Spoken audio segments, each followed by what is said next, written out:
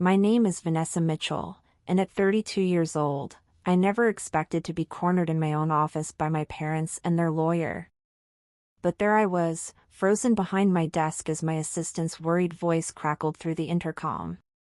"Ms. Mitchell, your parents are here with, someone who says he's their attorney? They're insisting on seeing you immediately." My stomach dropped as I glanced at the deed to Willow Creek Estate sitting on my desk, the beautiful Victorian property I'd purchased last month without telling a soul in my family. The home I dreamed of since I was a little girl, with its wraparound porch and acres of land that reminded me of freedom. How did they find out? And more importantly, what did they mean by duplicating documents? Before I could gather my thoughts, my office door flew open. My father's 6-foot frame filled the doorway, his face a dangerous shade of red. Behind him stood my mother, her lips pressed into a thin line of disapproval, and a balding man in an expensive suit clutching a leather portfolio. "You think you're so clever, don't you?" My father slammed a stack of papers onto my desk. "Buying property behind our backs? After everything we've done for you?" I stared at the documents in horror. They were perfect duplicates of my deed, except with my parents' names listed as co-owners. My signature, or what appeared to be my signature, was at the bottom. "What is this?" I whispered, my voice barely audible. "Insurance," my mother said coldly. "Against your poor judgment. If you're shocked by this confrontation, stick around. This is just the beginning of how my parents tried to take control of the one thing I'd worked my entire adult life to achieve, and how I fought back in ways they never saw coming." Looking back, I should have seen this coming. The pattern had been there my entire life, my parents' suffocating need for control disguised as love and protection. Growing up in the affluent suburbs of Boston, I was the only child of Richard and Eleanor Mitchell. My father built his real estate empire for nothing, and my mother managed their social climbing with military precision. From the outside, we were the picture-perfect family, wealthy, successful, enviable. But behind closed doors, every aspect of my life was mapped out according to their grand plan. "Vanessa, sit up straight. The Hendersons are coming for dinner, and Mr. Henderson's son is attending Harvard Law," my mother would instruct, tugging at my clothes when I was 16. "And for heaven's sake, don't mention those ridiculous art classes you've been taking." Art was my escape. While my parents envisioned me following my father into the family business, I dreamed of creating beautiful spaces as an interior designer. I spent hours sketching room layouts and color schemes, hiding my drawings under my mattress like contraband. "It's just a hobby, sweetheart," my father would say whenever I mentioned design school. The Mitchell legacy is in real estate development. Why create on paper when you can create empires in the real world? The summer before college, I discovered a Victorian estate called Willow Creek during a rare solo drive. With its faded grandeur and overgrown gardens, it captured my heart instantly. An elderly caretaker allowed me to wander the grounds, and in those quiet moments, I promised myself that someday this would be mine, a place where I could finally breathe. I took small steps toward independence in college, majoring in business as my parents demanded but minoring in design. When I graduated, I reluctantly joined Mitchell Properties as my father's protégé. But secretly, I opened a separate bank account, squirreling away commissions and bonuses, working nights and weekends on freelance design projects. 10 years of this double life followed. On the surface, I was the dutiful daughter and rising executive. Underneath, I was saving for my dream and building my own client base. When I turned 30, I finally gathered the courage to leave the family business and start my own interior design firm, Mitchell Interiors. My parents were livid. "This is how you repay us?" my father had shouted. "Throwing away a guaranteed future for some frivolous hobby?"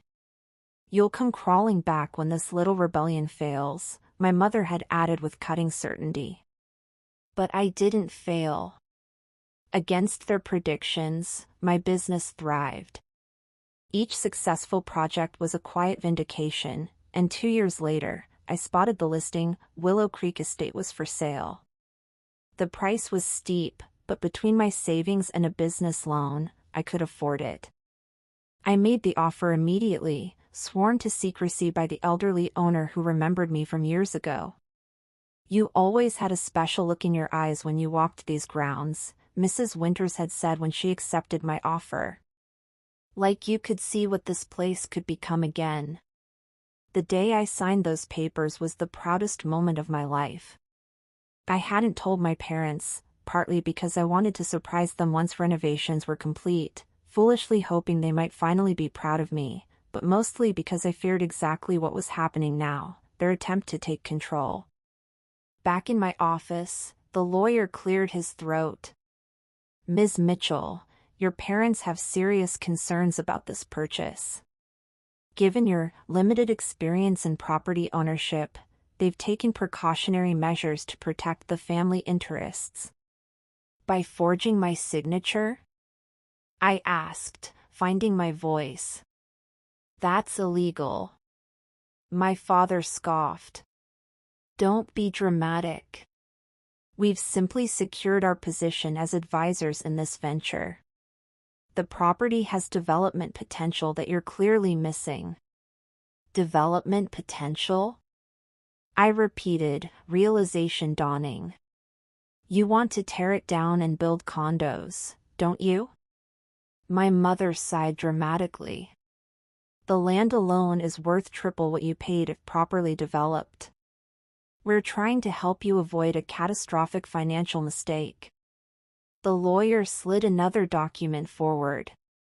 "This agreement gives your parents oversight of the property decisions while allowing you to maintain residence. It's quite generous." My hands trembled as I looked at their expectant faces. They truly believed I would sign away my dream because they demanded it.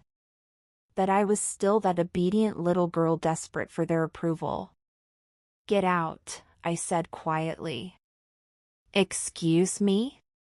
My father's eyebrows shot up. "Get out of my office." "Now." I stood, surprised by the steadiness in my voice. "And take your fraudulent documents with you.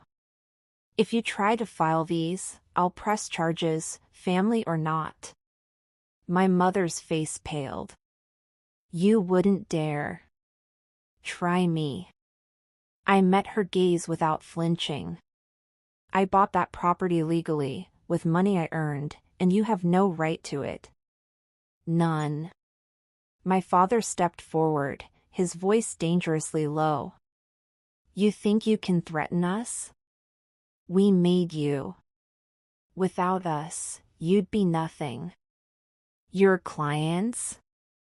Your contacts? All from us." "Richard," the lawyer warned, placing a restraining hand on my father's arm. But my father was just getting started. "You sign these papers, or I'll make sure everyone in Boston knows that Mitchell Interiors succeeds only because of Daddy's connections. One phone call, Vanessa. That's all it would take to destroy everything you think you've built." The air left my lungs.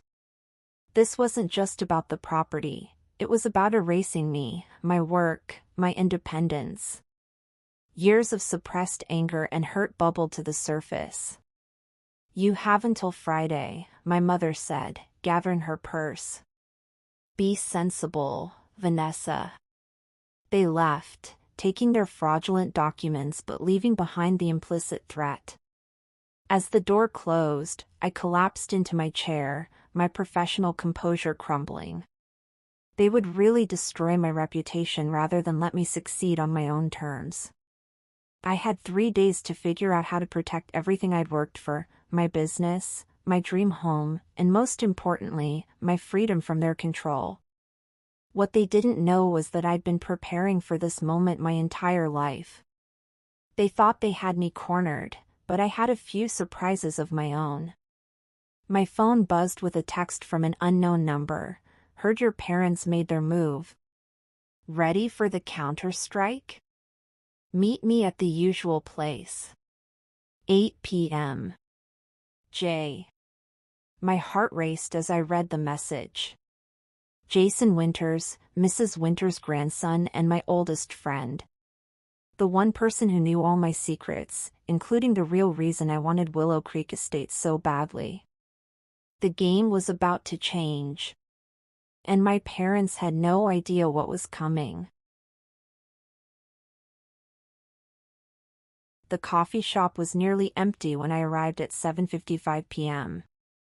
I chose a corner table with my back to the wall, a habit I developed over years of private conversations away from my parents' surveillance.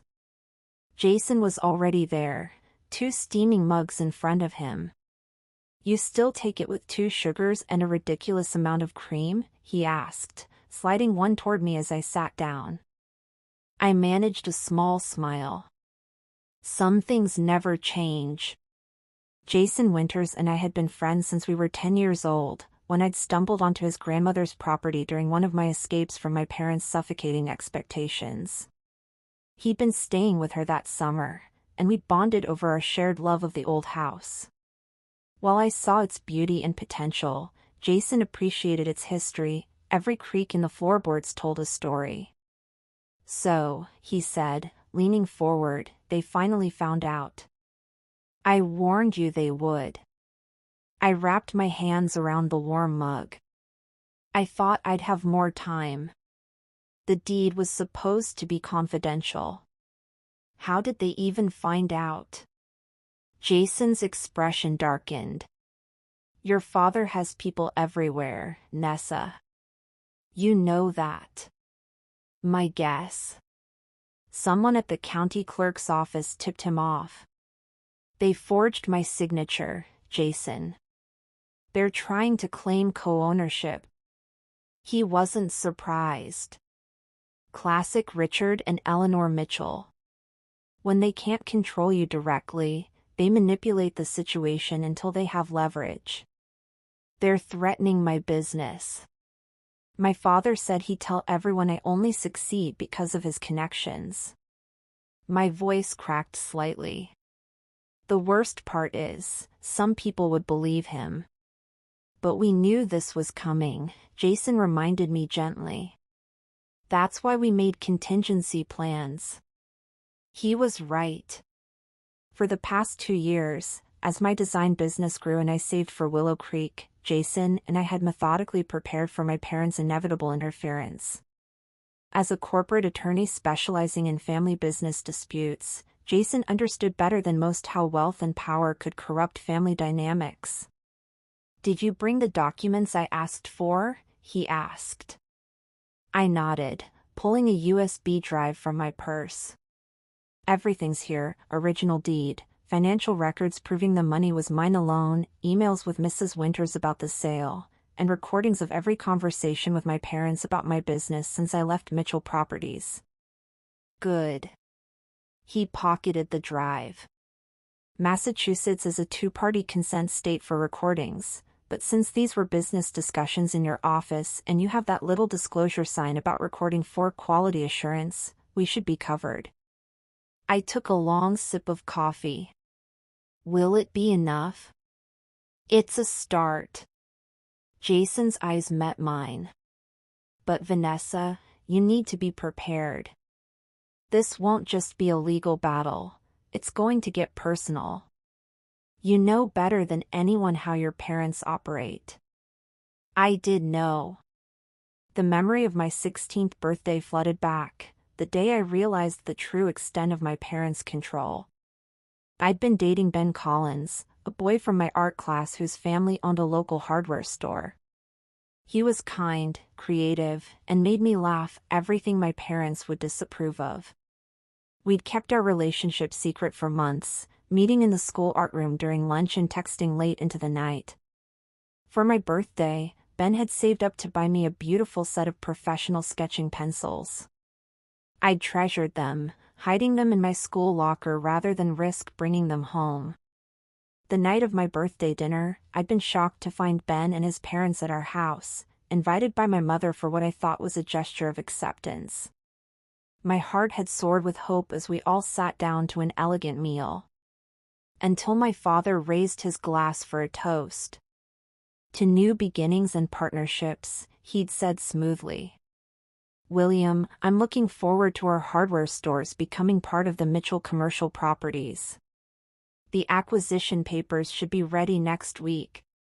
Ben's father had looked uncomfortable. Richard, as I mentioned on the phone, we're not interested in selling. The store has been in our family for generations. My mother had laughed lightly. Everyone has a price, William. And with Ben's college coming up, surely you're thinking about his future? I'd watched in horror as my parents systematically dismantled the Collins family throughout dinner, subtle references to zoning changes that might affect their store location, mentions of a competing hardware chain looking to expand in our area, and not-so-subtle reminders of scholarships and college connections they could offer Ben. Later that night, Ben had called me, his voice strained. Vanessa, I can't see you anymore. Your parents, they made it clear what would happen to my family if we kept dating. I'd begged him to tell me exactly what they'd said after I'd been sent upstairs, but he wouldn't elaborate. 2 weeks later, his family announced they were selling their store to Mitchell Properties and moving to Ohio for a fresh start. It was the first time I truly understood the lengths my parents would go to control my life, but it wouldn't be the last. Vanessa? Jason's voice pulled me back to the present. Where did you go just now? Thinking about Ben Collins, I admitted. Jason nodded grimly. I remember. That was when you started keeping your relationship secret from your parents. And when I started planning my escape, I added. I just didn't realize it would take me 16 more years to finally do it. Better late than never. Jason pulled out his laptop. Now, let's talk strategy. Your parents are expecting you to either cave under pressure or fight them head-on, both scenarios they're prepared for. We need to do something they won't anticipate. For the next hour, we outlined our plan. Jason had already filed for an emergency injunction against my parents to prevent them from registering their fraudulent deed. He'd also prepared a cease and desist letter regarding their threats to my business. But the legal stuff is just protection, he explained. The real countermove needs to hit them where it hurts, their reputation and control. I hesitated. I don't want to destroy them, Jason. Despite everything, they're still my parents. His expression softened. I know. That's why you're not them, Vanessa. But we do need to make it clear that their actions have consequences. As we finished our planning, my phone buzzed with a text from my mother, dinner tomorrow night. Your father and I want to discuss a compromise. 7 p.m. sharp. I showed Jason the message. Perfect timing, he said. They think they're setting a trap, but really, they're walking right into ours. I left the coffee shop with a mixture of dread and determination. Tomorrow night would either be the beginning of my true independence or the collapse of everything I'd built.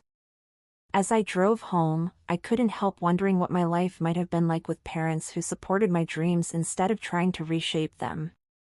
My apartment felt particularly empty that night. I'd been so focused on buying Willow Creek that I hadn't fully furnished my own space, another act of rebellion against my interior designer mother, who had strong opinions about everything from throw pillows to table lamps. I curled up on my sofa and pulled out my oldest sketchbook, flipping through designs I'd created as a teenager. Each page represented a room in my imagined future home, Willow Creek, though I hadn't known it then. The last page contained a sketch of a nursery, with soft colors and a rocking chair by the window. I traced the lines with my finger, remembering the hope and longing I'd felt when drawing it. There was another reason I wanted Willow Creek so desperately, one I hadn't even told Jason. After my last serious relationship ended 2 years ago, I decided to have a child on my own. I'd been going through fertility treatments privately, and just last week, my doctor had confirmed I was 8 weeks pregnant. Willow Creek wasn't just my dream home, it was where I planned to raise my child, away from the toxic influence of my parents. A child they knew nothing about. A child they would undoubtedly try to control as they had controlled me. My hand moved protectively to my stomach. "Don't worry," I whispered. "I won't let them do to you what they did to me." With renewed determination, I reached for my phone and made a call I'd been putting off. "Hello," answered a familiar voice. "Aunt Sarah?" "It's Vanessa. I need your help." My mother's estranged sister had been absent from my life since I was 12, another casualty of my parents' controlling nature. What my parents didn't know was that I'd reconnected with her 5 years ago, maintaining a secret relationship with the only family member who had ever truly supported my independence. "Vanessa, is everything okay?" Concern filled her voice. "Not really," I admitted. "But I think it's finally time for the truth to come out. All of it." By the time I hung up 2 hours later, another piece of our plan had fallen into place. I slept better that night than I had in weeks, despite the confrontation looming ahead. The next day passed in a blur of client meetings and preparation. I left work early to get ready for dinner, choosing my outfit carefully, a simple black dress that projected confidence without ostentation. Professional. Unshakable. As far from the dutiful daughter as possible. At 6:55 p.m., I pulled up to my parents' Beacon Hill townhouse, a 4-story brick monument to old money and power. Before getting out of my car, I sent a quick text to Jason, "Going in now. Everything's set on your end?" His reply came immediately, "All systems go. Remember, let them think they're winning until the moment they're not." I took a deep breath, squared my shoulders, and walked up to the imposing front door that had once represented home but now felt like the entrance to a battlefield.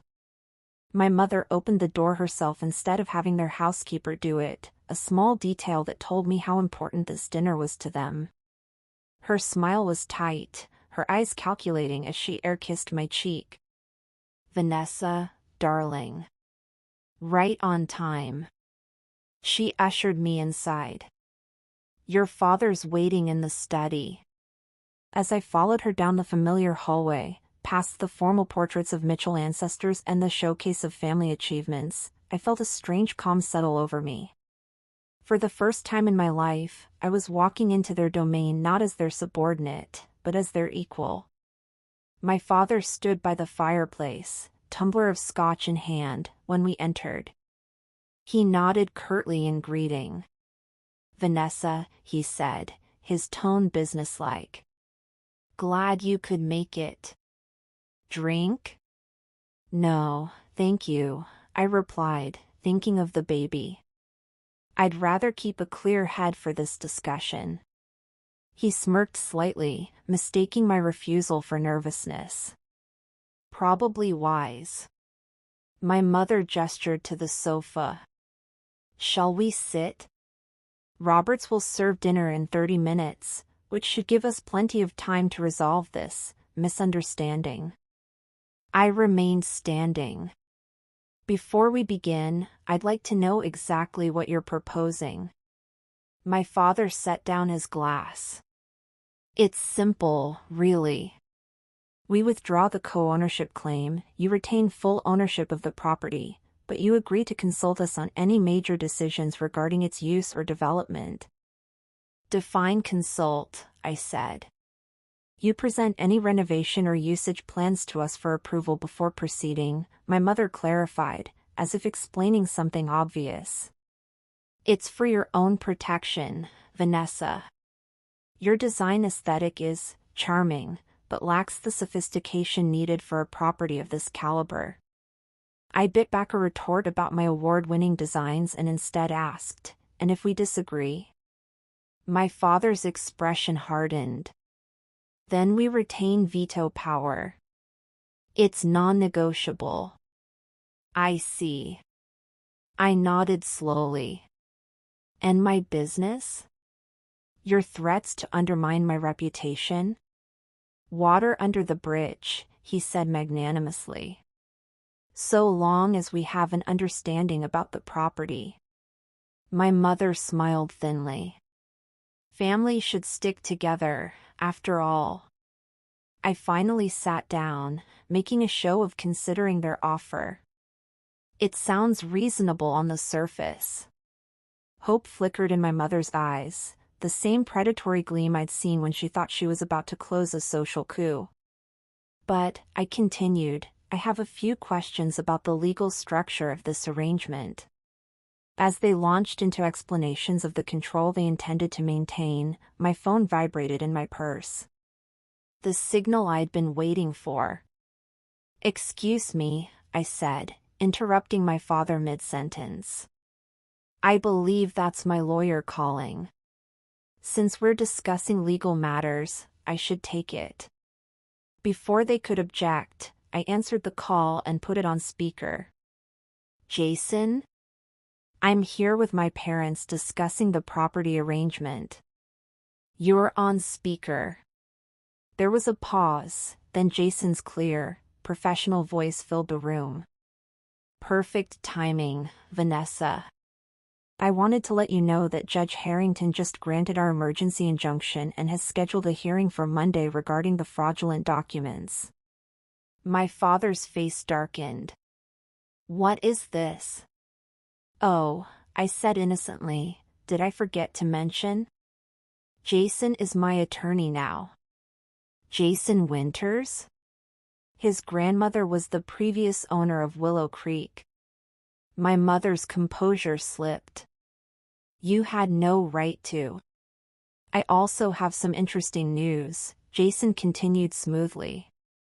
"The forensic document examiner has confirmed that the signatures were forged, and we've identified the notary who falsified the certification. He's already agreed to testify in exchange for leniency." My father stood abruptly. "This is ridiculous. Vanessa, end this call immediately." "One more thing," Jason added. "Sarah Mitchell has provided a sworn statement regarding the Mitchell Family Trust and certain irregularities in how Richard has been managing it. As a beneficiary, Vanessa has the right to request a full audit." At the mention of my aunt's name and the trust, all color drained from my father's face. My mother gripped the arm of her chair so tightly her knuckles turned white. "We'll see you in court on Monday," Jason finished. "Unless, of course, there's a more reasonable resolution to be reached before then." I ended the call and looked at my stunned parents. "So, about that dinner. I think I'll pass. I've suddenly lost my appetite." My father recovered first, his voice dangerously quiet. "You have no idea what you've started." "No, Dad," I replied, standing to leave. "I know exactly what I've started. What you don't know is how it's going to end." As I walked toward the door, my mother called after me, her voice cracking with an emotion I'd never heard from her before, fear. "Vanessa, wait. You don't understand what's at stake." I paused with my hand on the doorknob, turning to face them one last time. "I understand perfectly. The question is, do you?" I left them standing in their perfect room in their perfect house, the carefully constructed facade of their lives beginning to crumble around them. As I stepped outside into the cool evening air, I felt lighter than I had in years. My phone buzzed with a text from Jason. "How did it go?" I smiled as I typed my response, exactly as planned. "But something tells me this is just the beginning." What I didn't know then was how desperate my parents would become when truly cornered, or the shocking family secret that would change everything I thought I knew about myself and Willow Creek Estate. The weekend passed in a strange calm, the eye of the hurricane. My parents made no attempt to contact me after I walked out of their house, which worried me more than if they bombarded me with calls and threats. Richard and Eleanor Mitchell never retreated, they regrouped. By Monday morning, I was a bundle of nerves as I prepared for the preliminary hearing. Jason had advised me to dress conservatively but confidently, like you're there to solve problems, not create them, he'd said. I chose a navy pantsuit with minimal jewelry and pulled my hair back into a sleek bun. As I applied a light coat of mascara, I caught myself unconsciously mimicking my mother's court face, the carefully neutral expression she'd worn during the few legal proceedings I'd witnessed as a child. "You're not her," I reminded my reflection. "You never will be." My phone rang as I was heading out the door. I expected Jason with last-minute instructions, but instead, an unfamiliar number flashed on the screen. "Hello?" I answered cautiously. "Ms. Mitchell?" A woman's voice, professional but warm. "This is Detective Laura Reyes with Boston PD. I need to speak with you regarding a break-in at your office building last night." My stomach dropped. A break-in? Was anything taken? That's what we're trying to determine. The security system was disabled very professionally, and the only office that appears to have been entered was yours. Could you come down and check if anything is missing? I glanced at my watch. The hearing was in 2 hours. I have a court appearance this morning. Can I come afterward? Of course, she replied. But Ms. Mitchell? You might want to change your passwords and secure any sensitive information. Whoever did this knew exactly what they were doing. After hanging up, I immediately called Jason. "Someone broke into my office," I blurted when he answered. "Damn it," he muttered. I was afraid they might try something like this. Did they take the backup drives? I don't know yet. I can't go check until after the hearing. There was a pause before Jason spoke again. "Vanessa, we need to consider the possibility that this wasn't a random break-in." "Your parents." "I know," I cut him off. "It's exactly their style. Plausible deniability with perfect timing." "Check your cloud backups," he advised. "Make sure everything's still there." "And Vanessa? Be careful. This means they're desperate." The courthouse steps were already crowded when I arrived. Jason waited at the top, his expression grim. "Your parents are already inside," he said by way of greeting. "With Hawkins." I groaned internally. Thomas Hawkins was my father's longtime attorney, known for his ruthless efficiency and ethical flexibility. If they'd brought him instead of the lawyer from my office ambush, they were playing hardball. "Any other surprises?" I asked as we walked through security. "Sarah's here," Jason replied, referring to my aunt. "She's willing to testify about the trust if needed, but I'm hoping we won't have to go there today. This hearing is just about the fraudulent deed." We found a quiet corner to review our strategy one last time before entering the courtroom. As Jason went through his notes, I scanned the room and froze when I spotted a familiar face in the back row. "Jason," I whispered, "that's Ben Collins." He followed my gaze. "Your high school boyfriend? The hardware store kid?" I nodded, stunned. I hadn't seen Ben in 16 years, not since my parents had effectively run his family out of town. What was he doing here? Before I could process his presence, the bailiff called the court to order. As we took our seats at the plaintiff's table, I felt my parents' eyes boring into me from across the aisle. I refused to look at them. Judge Harrington, a stern-faced woman in her 60s, reviewed the documents before addressing the court. This is a preliminary hearing regarding alleged document fraud in the matter of Mitchell versus Mitchell. She peered over her reading glasses. Unusual to see family members on opposite sides of my courtroom. Hawkins rose smoothly. Your Honor, if I may, this is simply a misunderstanding between parents and their daughter. We believe this matter can be resolved privately without wasting the court's valuable time.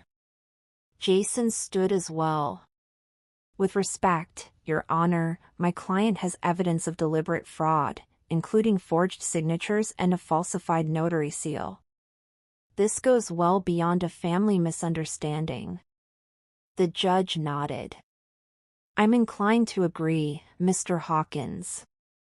The emergency injunction will remain in place until this matter is fully adjudicated. She shuffled her papers. Now, regarding the forensic document examination. The courtroom doors burst open, interrupting her. A breathless young man in a suit hurried up to Hawkins and whispered urgently in his ear. Hawkins's expression changed from confident to concerned as he listened. Your Honor, Hawkins said, may I request a brief recess? An urgent matter has come to my client's attention that may impact these proceedings.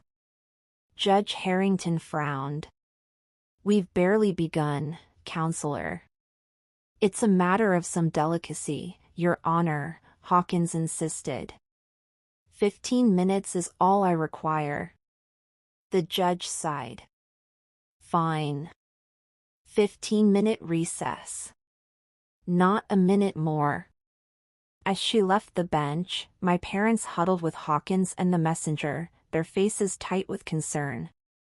Jason and I exchanged glances. Something's happened, I said. Jason nodded. And whatever it is, it's got them rattled. We retreated to the hallway, keeping a careful distance from my parents' group. I noticed Ben Collins had also left the courtroom and was now leaning against the wall opposite us, watching the proceedings with evident interest. Should I talk to him?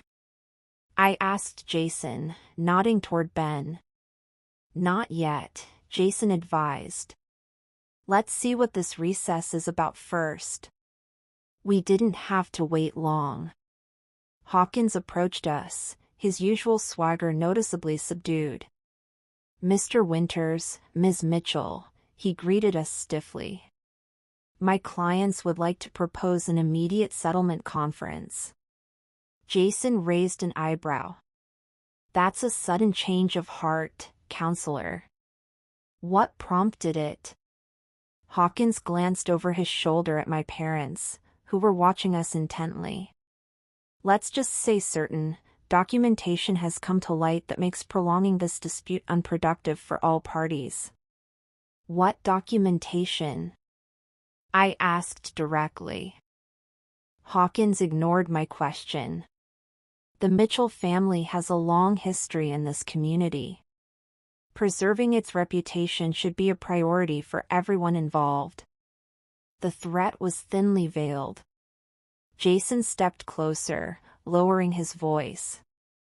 If you're referring to the break-in at Ms. Mitchell's office last night, you should know that anything taken has already been backed up in multiple secure locations. A flicker of surprise crossed Hawkins's face before he regained his composure. I have no idea what you're talking about. Now, shall we discuss settlement terms, or would you prefer to continue this spectacle in open court? Before Jason could answer, I spotted Detective Reyes entering the courthouse with 2 uniformed officers. She scanned the crowd until she saw me, then headed in our direction. Excuse me, I said to Hawkins, stepping away from the group to meet her. Ms. Mitchell, she greeted me. Sorry to interrupt, but there's been a development in the break-in case. She glanced at the courtroom doors. Is this a bad time? Actually, "Detective," I replied, loud enough for Hawkins to hear, "your timing is perfect." My parents' attorney was just explaining their sudden interest in settling our case. Detective Reyes's eyes narrowed slightly as she looked past me to where my parents stood with Hawkins. "Interesting coincidence. We've apprehended a suspect in the break-in. Professional job, but he got sloppy and left fingerprints on your desk drawer." "Has he said who hired him?" I asked. "Not yet," she replied. "But we found something unusual in his possession." She reached into her jacket pocket and removed an evidence bag containing a small flash drive. This was hidden in his shoe. The label says WC Estate Originals. Does that mean anything to you? My breath caught.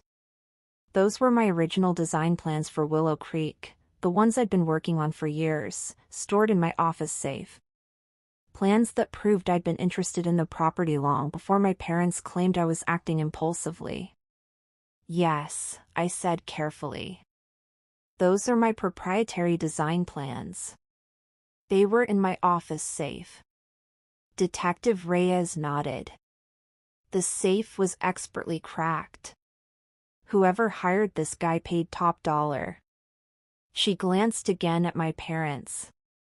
"Would you like to file additional charges once we determine who contracted the break-in?" "Absolutely," I said without hesitation. When I returned to Jason, Hawkins had rejoined my parents, who were now engaged in a heated whispered argument. My father's face was flushed with anger, while my mother looked uncharacteristically shaken. "What did the detective say?" Jason asked quietly.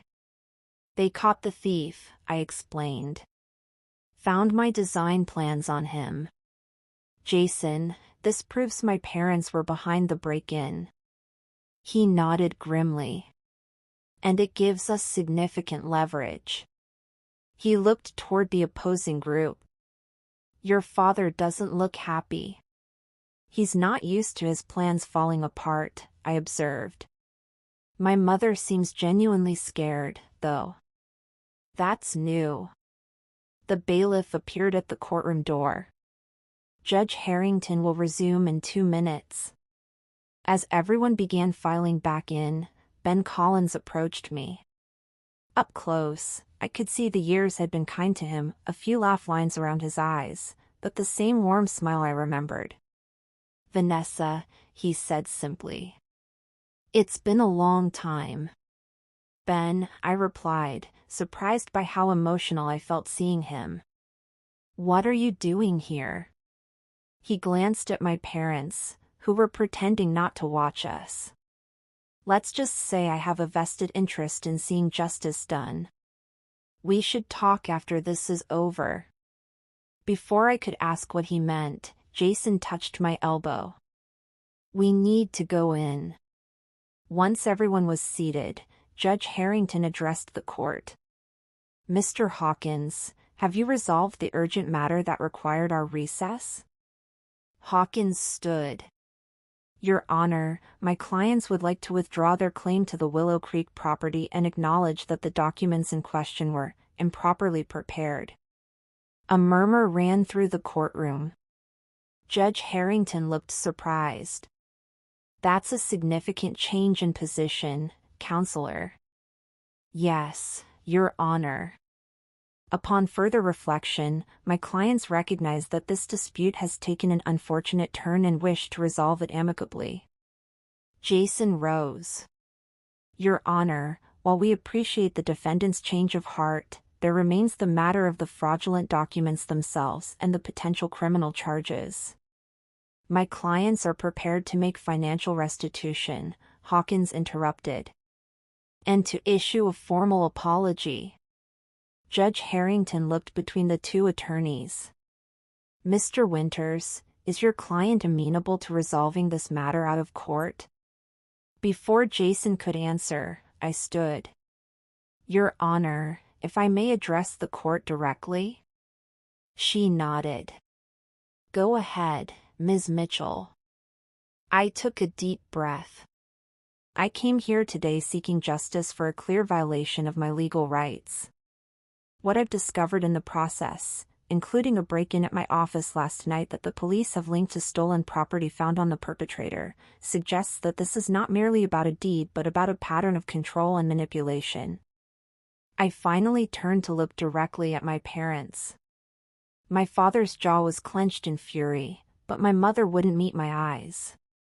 I'm willing to discuss settlement terms, I continued, but only with full disclosure of all relevant information, including why my parents were so desperate to control this particular property that they would resort to fraud and potentially criminal acts to obtain it. Judge Harrington studied me for a moment. Very well. I'm ordering a mandatory settlement conference to be held in my chambers immediately. Ms. Mitchell, Mr. and Mrs. Mitchell, and counsel only. She banged her gavel. Court is in recess until then. As we gathered our things, I noticed Ben Collins watching intently from his seat. He gave me a small nod as if to say, "You're doing the right thing." In the judge's chambers, the atmosphere was tense. My parents sat stiffly across the conference table, Hawkins between them looking increasingly uncomfortable. Judge Harrington got straight to the point. This stops now. Whatever family drama is playing out here, my courtroom is not the place for it. Mr. and Mrs. Mitchell, your daughter has made serious allegations that go beyond civil fraud. Would you care to explain yourselves before I refer this matter to the district attorney? My father cleared his throat. Your Honor, there are complex family matters at stake that. Richard, my mother interrupted, her voice strained. It's time. He turned to her, startled. Eleanor, we agreed. I can't do this anymore. She looked more vulnerable than I'd ever seen her. Then she turned to me, her perfect composure finally cracking. Vanessa, there's something you need to know about Willow Creek Estate. Something we should have told you years ago. Mrs. Mitchell, Judge Harrington warned, if this is relevant to the legal matters at hand. It is, my mother insisted. She took a deep breath. Willow Creek Estate belongs in our family because you were born there, Vanessa. The room went silent. I stared at my mother, certain I'd misheard. What are you talking about? I was born at Massachusetts General. You've shown me the birth certificate. My father rubbed his temples. The birth certificate is real. The location was amended. Jason leaned forward. Are you admitting to falsifying a legal document, Mr. Mitchell? It was necessary at the time, my father snapped. For Vanessa's protection. Protection from what? I demanded, my voice rising. Why would I need protection from my birthplace? My mother's hands trembled as she reached into her purse and pulled out a faded envelope. Because Willow Creek Estate wasn't just where you were born, Vanessa. It's where your birth mother lived. The world seemed to tilt on its axis. My birth mother? We adopted you, she said quietly, sliding the envelope across the table to me. Privately, through an arrangement with Martha Winters. Mrs. Winters? I whispered, thinking of the elderly caretaker who had first welcomed me to the estate. Ben's grandmother? My mother nodded. She was the midwife who delivered you. Your birth mother was her niece, Catherine Winters. She was 17, unmarried, and in no position to raise a child. We had been trying for years to have a baby. Her voice broke. It seemed like fate. With shaking hands, I opened the envelope. Inside was a birth certificate, different from the one I'd seen my entire life, and a handwritten letter addressed to my darling daughter. Why? I managed to ask through the lump in my throat. Why hide this from me? My father spoke up, his voice unusually subdued. We thought it was best. A clean break. Catherine agreed to give you up completely, with no contact. We promised to give you everything she couldn't. But the estate? I pressed. Why were you so desperate to keep me from buying it? My parents exchanged glances. It was my father who finally answered. Because the original adoption agreement included a clause about Willow Creek. If Catherine remained childless, the estate would eventually pass to you when you turned 35, your birth mother's wish, to give you your rightful heritage. But if we ever told you about your adoption before then, or if you discovered it independently, the inheritance would be accelerated. So when I tried to buy it, I began. We panicked, my mother admitted. If anyone connected you to Catherine during the purchase process, you might discover the truth before we were ready. We needed to maintain control of the situation. Judge Harrington, who had been listening silently, finally spoke. Let me get this straight. You committed fraud and potentially arranged a criminal break-in to prevent your daughter from learning she was adopted and that she already legally owned the property she was trying to buy? Put that way, it sounded absurd. My father had the grace to look embarrassed. The estate has significant value, he muttered. We were trying to protect our family's interests. No, I said, my voice stronger now. You were trying to protect your control over me. Just like you've always done. I looked down at the letter in my hands, still unread. Is Catherine alive? My mother hesitated before answering. Yes. She never had other children. She lives in Vermont now. And Ben? I asked, sudden realization dawning. He knows, doesn't he? That's why he's here today. My father's expression darkened. Collins was getting too close to you back then. His grandmother had started dropping hints about your connection to Willow Creek. We had to separate you before he told you something that would trigger the inheritance clause. The pieces fell into place, why my parents had driven Ben's family away, why Mrs. Winters had always welcomed me so warmly at the estate, why she'd accepted my offer to buy the property when there had been higher bids. All these years, I said, my voice barely above a whisper. All the control, the manipulation, it was never about protecting me. It was about keeping your secret. We love you, Vanessa, my mother insisted. Everything we did was out of love. I stood up, clutching the letter and birth certificate. No. Everything you did was out of fear. Fear of losing control. Fear of me discovering who I really am. I turned to Judge Harrington. Your Honor, I need some time to process this. She nodded sympathetically.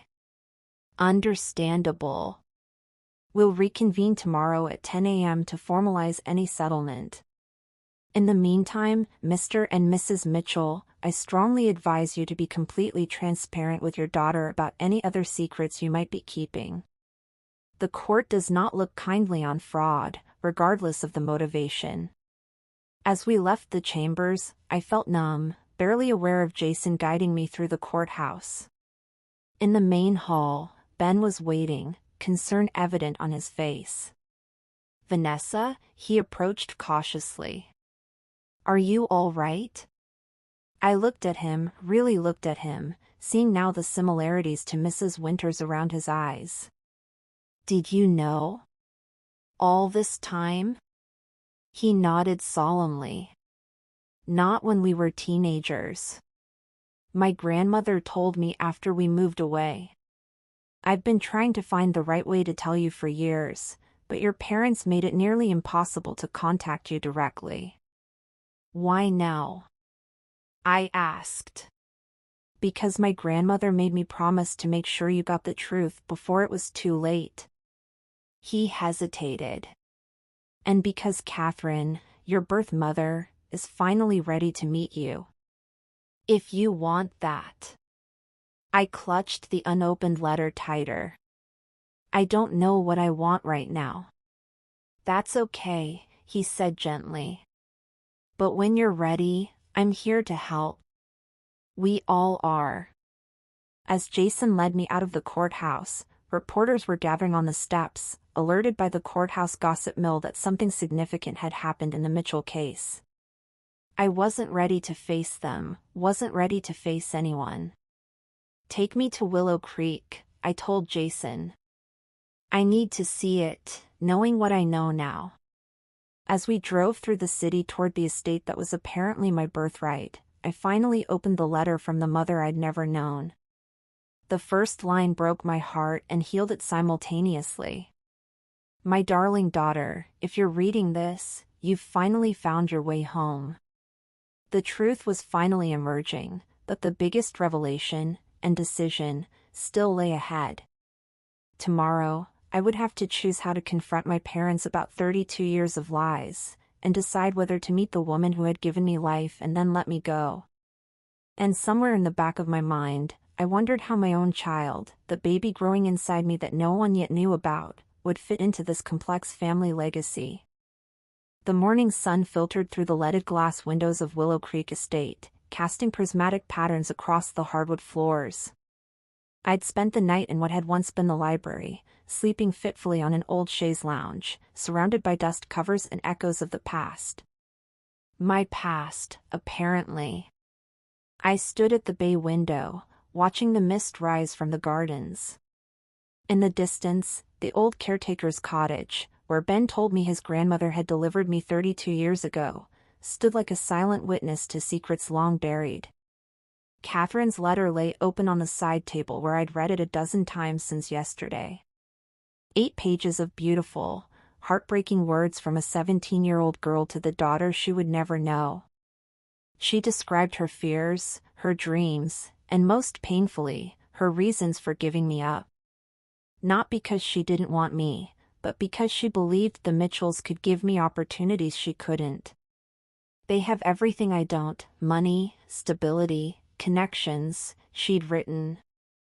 "But you will have something of me, too, this land, this home where generations of our family have lived and loved. Someday, I hope you'll understand why I chose this path for both of us." The irony wasn't lost on me.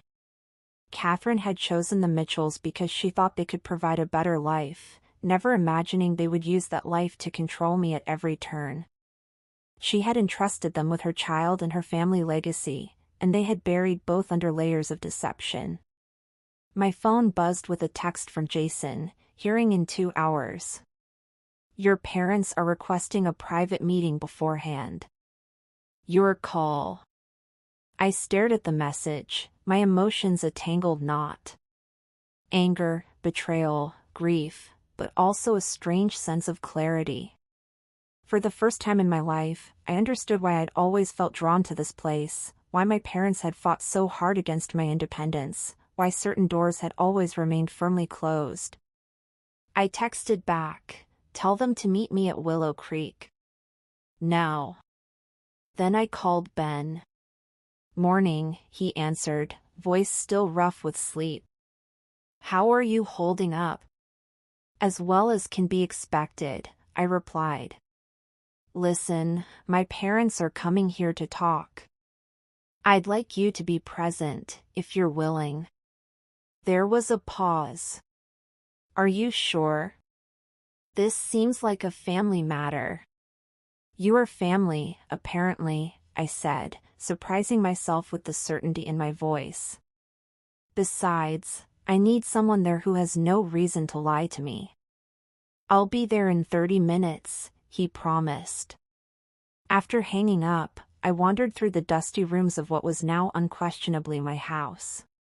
Not purchased, but inherited, my birthright. Each creaking floorboard, each faded wallpaper pattern seemed to whisper stories of the family I'd never known I had. In the main parlor, I found an old photograph album I hadn't noticed during previous visits. The first page showed a young woman with my eyes and smile, standing proudly in front of Willow Creek. The inscription read, "Catherine, Sweet 16, 1992. 1 year before I was born." I was still paging through the album when Ben arrived. He looked different in the morning light, more substantial somehow, less like a ghost from my past and more like a solid presence in my present. "You found the albums," he said, nodding at the book in my hands.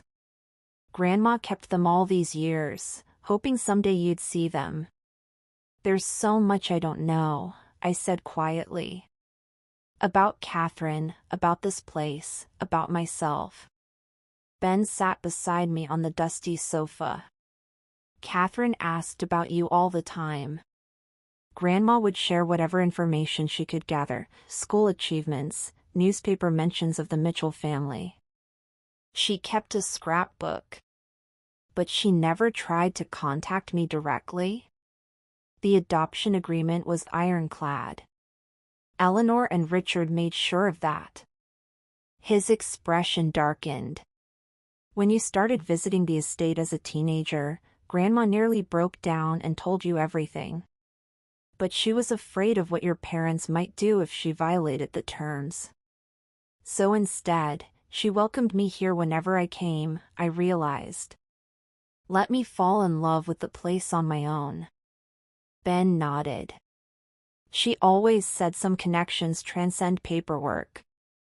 Blood calling to blood." The sound of tires on gravel interrupted our conversation. Through the window, I saw my parents' black Mercedes pulling up the driveway. My father looked grim as he helped my mother from the car, her usual perfect appearance slightly disheveled, as if she dressed in a hurry. "Ready?" Ben asked gently. I squared my shoulders. "As I'll ever be." We met them at the front door. My father's eyes narrowed when he saw Ben. "What is he doing here?" he demanded by way of greeting.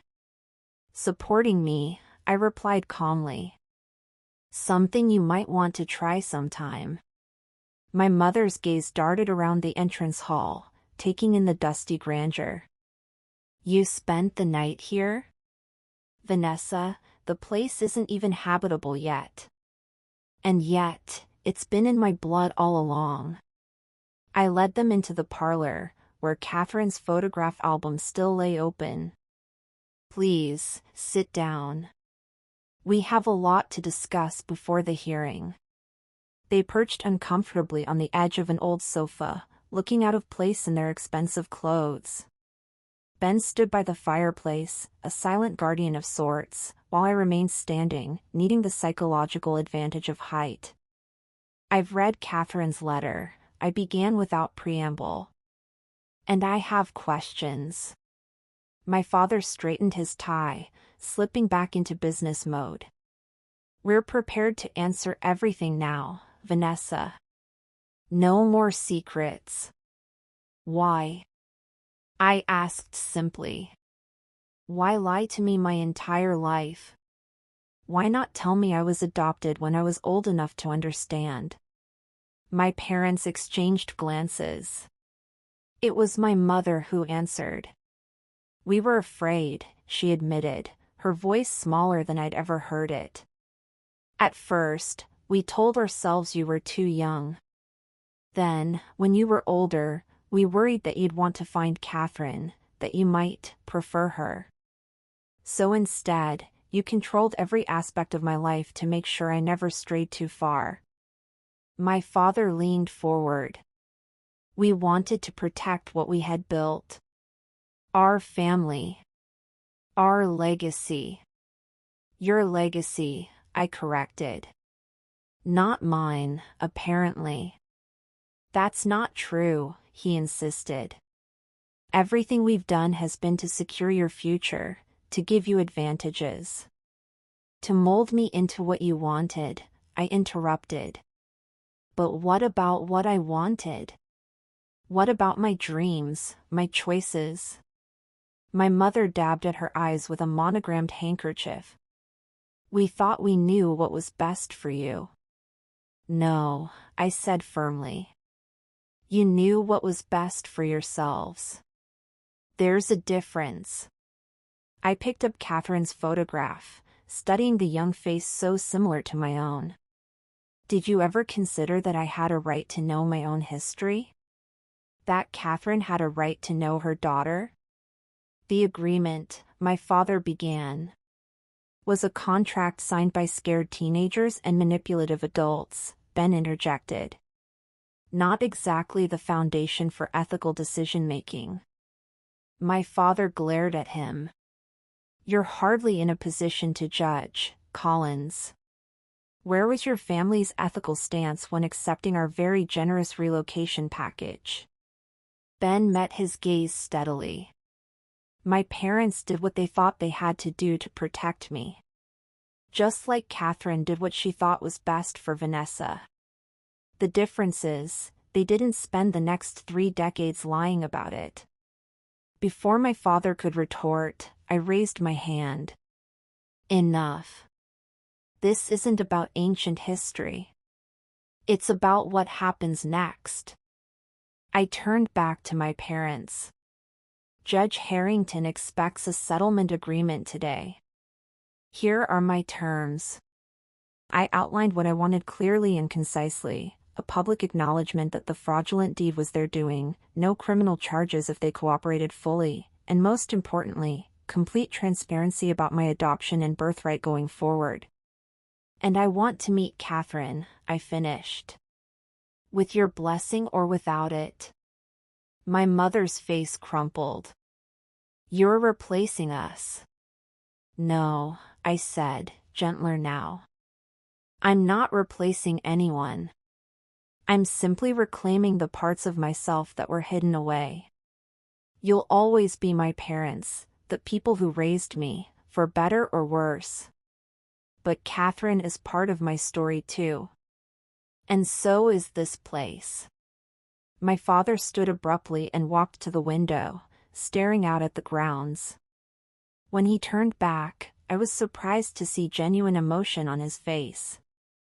We were wrong, he said simply. About so many things. But never about loving you, Vanessa. Love shouldn't come with conditions, I replied. Or secrets. No, he agreed quietly. It shouldn't. My mother rose and approached me hesitantly. There's something else you should know. Something not in Catherine's letter. She glanced at Ben. Something even the Winters family may not be aware of. Mom, I began, wary of yet another revelation. It's about your father, she continued. Your biological father. Ben straightened. Catherine always refused to name him. My mother nodded. With good reason. She took a deep breath. It was Thomas Mitchell. Richard's younger brother. The room went silent. I stared at my mother, then at my father, whose expression confirmed the truth of her words. Your uncle? I finally managed. I'm actually related to you by blood? My father nodded grimly. Thomas was 22, home from college for the summer. He met Catherine at a local fair. When he found out she was pregnant, he wanted nothing to do with it. He was engaged to someone else, had his whole future mapped out.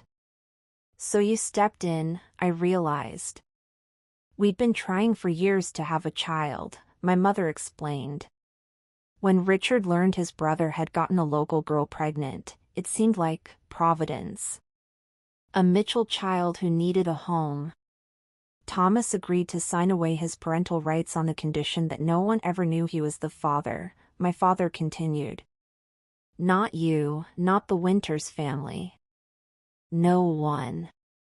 He died 10 years ago in a boating accident, my mother added quietly. He never married, never had other children. I sank into a chair, overwhelmed. So Willow Creek isn't just Catherine's legacy. It's the Mitchell legacy too. Yes, my father admitted. Which is why we were so adamant about having input on its future. It's the convergence of both family lines. That doesn't justify fraud, I pointed out. No, he agreed. It doesn't. We sat in silence for a moment, the weight of generations of secrets hanging in the air between us. Finally, I spoke. I'm pregnant. My mother gasped. My father's head snapped up. 5 months along, I continued, placing a protective hand over my barely visible bump. I've been doing fertility treatments for over a year. I decided to have a child on my own because I was tired of waiting for the perfect life that always seemed just out of reach. Vanessa, my mother whispered, why didn't you tell us? Because I knew you'd try to control that too, I answered honestly. You'd have opinions about my choice to be a single mother, about my medical decisions, about everything. I needed to do this my way. A baby, my father said, looking dazed. A grandchild. Yes, I said. A child who will grow up knowing their full heritage, both Mitchell and Winters. A child who will never have to wonder where they came from or why they feel drawn to certain places. I met their eyes directly. A child who will be raised with honesty, even when the truth is complicated. My mother moved toward me hesitantly. May I? She gestured toward my belly. I nodded, allowing her to place her hand gently on the small swell. Her eyes filled with tears. I'm so sorry, Vanessa, she whispered. For everything. For the first time in my adult life, I believed her. The courthouse was packed when we arrived for the hearing. News of the Mitchell family drama had leaked, drawing curious onlookers and reporters eager for a glimpse of Boston's elite in disarray. But the expected confrontation never materialized. Instead, my parents stood beside me as Jason presented our settlement agreement to Judge Harrington. My father publicly acknowledged the fraudulent deed and apologized for the deception. The judge accepted our resolution with visible relief, noting that family reconciliations were all too rare in her courtroom. As we exited the courthouse, reporters swarmed the steps, shouting questions about the lawsuit and rumors of my adoption. My father stepped forward, his public persona firmly in place. The Mitchell family has reached an amicable resolution regarding Willow Creek Estate. My wife and I fully support our daughter's ownership of this historic property, which has connections to both sides of her family heritage. A reporter pushed forward. Is it true you tried to forge documents to gain control of the estate? My mother touched my father's arm gently, then addressed the reporter herself. We made serious errors in judgment while trying to protect family interests. We have apologized to our daughter and are grateful for her forgiveness. The admission stunned the crowd into momentary silence. Eleanor Mitchell never admitted fault publicly. Another reporter called out, Ms. Mitchell, how do you feel about discovering you were adopted after 32 years? I stepped to the microphone, my parents flanking me in a show of united support that would have been unimaginable days earlier. I'm fortunate to have parents who raised me with love and opportunities, I began carefully. I'm also looking forward to connecting with my birth mother and learning more about that side of my family history. Willow Creek Estate represents the convergence of both worlds, and I'm excited to restore it to its former glory. As we moved away from the reporters, Ben waited by the car, a small smile playing on his lips. Nicely handled, he said. Very diplomatic. I learned from the best, I replied, glancing at my parents. Even their worst qualities taught me something valuable. My father raised an eyebrow. I'll choose to take that as a compliment. Take it however you need to, Dad. I smiled to soften my words. Jason joined us, legal briefcase in hand. Everything's official. The property is registered solely in your name, with a clear title and no encumbrances. Thank you, I said, squeezing his arm gratefully. For everything. What happens now? My mother asked hesitantly. I took a deep breath. Now we move forward. I'll continue with my renovation plans for Willow Creek.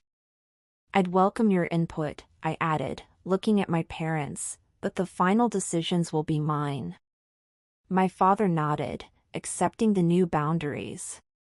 Fair enough. And Catherine? Ben asked. I'm meeting her tomorrow, I said. She's driving down from Vermont. I turned to my parents. I'd like you both to join us, if you're willing. It's time we all started talking directly to each other. My mother looked uncertain. Are you sure that's what Catherine wants? It was her suggestion, Ben confirmed. She thinks 32 years of silence is enough. Then we'll be there, my father said decisively. As we prepared to leave, Detective Reyes approached our group. Ms. Mitchell, she greeted me. I wanted to let you know that the suspect in your office break-in has agreed to cooperate in exchange for reduced charges. He's provided some interesting information about who hired him. My father stiffened beside me. It wasn't my parents, I said, surprising everyone.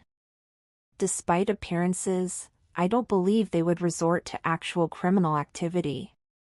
Detective Reyes looked skeptical. Are you sure?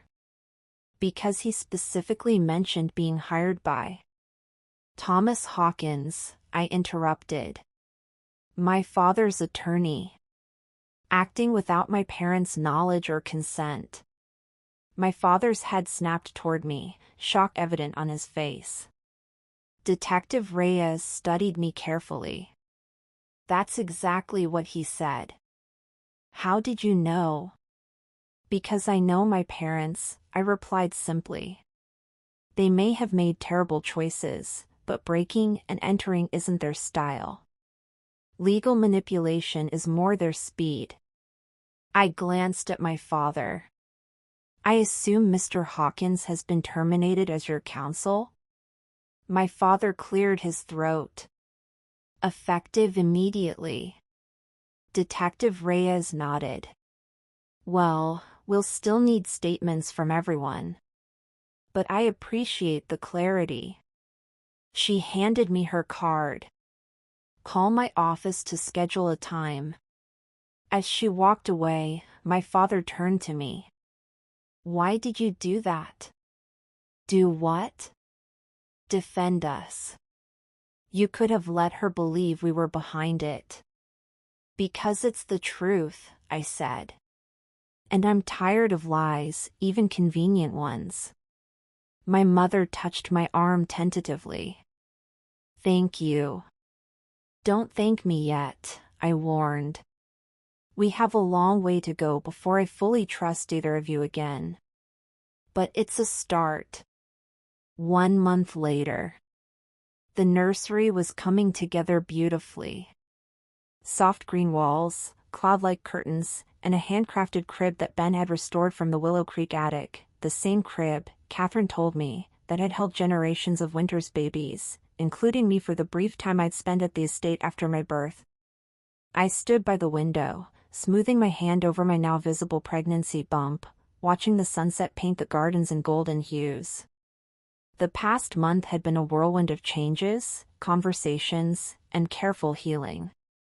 Catherine had moved into the caretaker's cottage temporarily to help with the renovation. A talented gardener, she was restoring the historic landscaping while I focused on the house. We spent evenings sharing stories, filling in the blanks of each other's lives, finding unexpected similarities in our mannerisms and tastes. At 50, she was still beautiful, with laugh lines around her eyes and silver threading through her dark hair. She had never married, dedicating her life instead to environmental conservation and community gardens in Vermont. When I asked if she regretted giving me up, she answered with painful honesty. "Every day and never," she'd said. "I missed you every moment, but I still believe you had opportunities with the Mitchells that I couldn't have given you then. I just wish." She'd paused, her eyes sad. "I wish they had honored our agreement about telling you the truth when you were old enough to understand. My parents were trying, in their own way." My father had retired from active management of Mitchell Properties, handing day-to-day operations to his protege while remaining on the board. My mother had surprised everyone by volunteering at a support group for adoptive families, using her organizational skills to help others navigate the complexities of blended families with greater transparency than she had managed. They visited Willow Creek weekly, tentatively at first, then with growing comfort. My father and Catherine had even managed several civil conversations about the property's history and future potential. As for Ben, he had become an unexpected constant in my life. What began as a reconnection based on shared history had evolved into something deeper. He'd taken a leave of absence from his law practice in Boston to help with the renovation, claiming the cottage next to Catherine's needed an occupant to prevent further deterioration. A knock at the nursery door pulled me from my thoughts. Ben stood in the doorway, his tall frame silhouetted against the hallway light. "Dinner's ready," he said. "Catherine made her famous lasagna, and your parents brought that ridiculous expensive wine your father insists pairs perfectly with tomato sauce." I smiled. "They're trying to impress her. And she's determined not to be impressed," he agreed with a chuckle. "It's quite entertaining to watch." He crossed the room to stand beside me at the window. "How are you feeling? You've been up here a while." I leaned slightly against him, drawing comfort from his solid presence. "Just thinking about how much has changed. 2 months ago, I was fighting my parents for the right to own this place. Now we're all having dinner together while planning a nursery. Life has a way of surprising us," he said softly. "Do you think it can work?" I asked, voicing the doubt that still lingered despite weeks of progress. "This strange new family we're creating? The Mitchells and the Winters, with 3 decades of secrets between them?" Ben considered my question carefully. "I think it has a better chance now than ever before. There's truth on the table, finally. And where there's truth, there can be healing." From downstairs came the sound of laughter, my mother and Catherine, finding common ground despite everything. "Ready to join them?" Ben asked, offering his hand. I took it, feeling the warmth of his palm against mine. Almost. I crossed to the antique desk in the corner and removed a leather-bound journal I'd started the day after meeting Catherine. On the first page, I'd written, "To my child, the story of your family, all of it, the beautiful and the broken." Every night, I added to it memories, discoveries, hopes for the future. A legacy of truth to replace generations of secrets. "Now I'm ready," I said, returning to Ben's side. As we descended the stairs toward the dining room where my complicated, imperfect family waited, I felt the baby kick, a strong, determined movement that made me smile. This child would grow up surrounded by flawed people who had finally learned the most important lesson, that love without honesty isn't really love at all. Willow Creek Estate had always been my dream home. Now it was becoming something even more precious, a place of reconciliation, of second chances, of new beginnings built on the solid foundation of truth. At the bottom of the stairs, I paused to look back at the grand old house that had somehow been waiting for me all along. Like me, It had weathered storms and neglect, but remained standing, ready to be restored to its true potential. "Welcome home," I whispered to my unborn child. "To a home built on truth, at last."